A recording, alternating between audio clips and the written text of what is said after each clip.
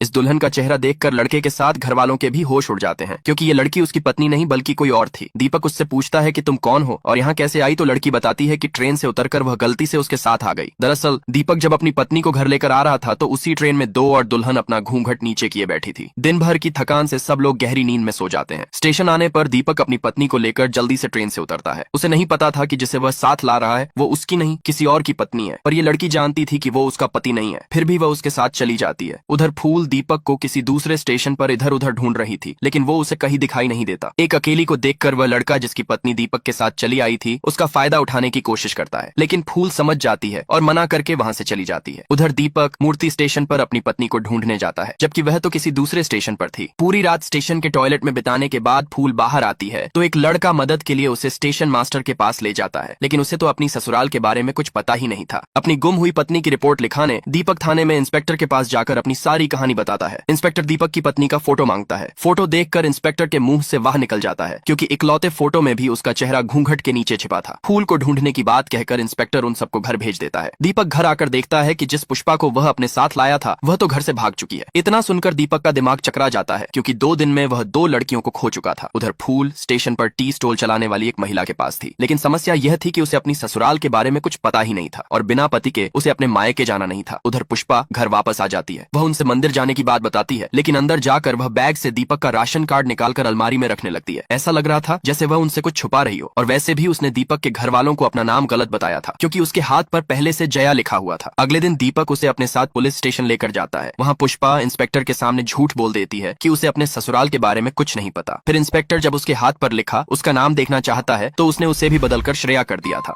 अपनी पत्नी को ट्रेन में खोने के बाद दीपक गलती से अपने साथ लाई इस लड़की को थाने लेकर जाता है। यहाँ भी यह लड़की अपनी चालाकी से इंस्पेक्टर को फुद्दू बना देती है, लेकिन इंस्पेक्टर उसकी चालाकी समझ जाता है। पुष्पा जब जाने लगती है तो इंस्पेक्टर उसका असली नाम जया लेकर आवाज लगाता है। नाम सुनकर वह तुरंत पीछे मुड़ जाती है। उसके मुड़ते ही इंस्पेक्टर को पक्का यकीन हो गया था कि ये लड़की जरूर कोई झोल कर रही है। उधर फूल अभी भी रेलवे स्टेशन पर ही थी और टी स्टॉल चलाने वाली इस महिला के काम में अपना हाथ बटाने लगती है। इधर पुष्पा का पीछा करके इंस्पेक्टर उसके बारे में जानकारी जुटाने की कोशिश में लग जाता है कि आखिर क्यों ये लड़की अपनी पहचान छुपा रही है, लेकिन काफी मशक्कत के बाद भी उसके घंटा हाथ नहीं लगता। अचानक एक दिन दीपक का भतीजा पुष्पा का फोन ढूंढ लेता है, जिसे पुष्पा ने सबसे छुपा कर रखा हुआ था। पुष्पा उसे गेम खेलने का लालच देकर उसके बारे में किसी को कुछ भी बताने से मना कर देती है। तभी उसे बिस्तर के नीचे से दीपक के भाई का एक स्केच मिलता है, जिसे दीपक की भाभी ने अपने हाथ से बनाया था। उसे पता चल गया था कि दीपक की भाभी एक अच्छी आर्टिस्ट है, तो वह उससे अपने लिए एक स्केच बनाने के लिए कहती है, लेकिन उसके बारे में किसी से भी बताने से मना कर देती। दीपक के इंतजार में फूल के हाथों की मेहंदी भी अब सूखने लगी थी। छोटू उससे कहता है कि ऐसे कब तक इंतजार करती रहेगी, तुझे अब पुलिस स्टेशन जाना चाहिए। लेकिन फूल को लगने लगा था कि इतने दिन अलग रहने पर क्या दीपक उसे अपनाएगा। इतना सुनकर मंजू माई गुस्से में फूल से कहती है कि अगर वह तुझे अपनाए तो इस बार तू ठुकरा देना, क्योंकि वही तो तुझे अकेला छोड़कर गया था। और फिर वह उसे कुछ पैसे निकाल कर देती है। इधर इंस्पेक्टर मनोहर को पुष्पा के बारे में सारी जानकारी मिलते ही वह तुरंत अपनी पुलिस टीम के साथ दीपक के घर पहुंचता है। इंस्पेक्टर को अचानक वहां देखकर दीपक इस सारे झमेले के बारे में पूछता है, तो उसे पुष्पा के हाथ पर उसका असली नाम जया लिखा हुआ दिखाया जाता है। इंस्पेक्टर दीपक से उसकी सारी कहानी बताता है। तभी दीपक की माँ पुष्पा का सामान और उसका फोन लेकर आती है। फोन देखकर दीपक उससे कहता है कि जब तुम्हारे पास फोन था तो तुमने अपने घर वालों को अपने बारे में क्यों नहीं बताया। तब इंस्पेक्टर कहता है कि अब तक इसने जो भी बताया था वह सब झूठ था। इंस्पेक्टर को लग रहा था कि पुष्पा एक चोर है, क्योंकि उसने सोने के कंगन बेचकर उन पैसों को अपनी गैंग की सदस्य किसी हेमा त्रिपाठी को मनी ऑर्डर किया था। लेकिन पुष्पा अब भी उनसे यही कहती है कि उसने ऐसा कुछ भी नहीं किया है।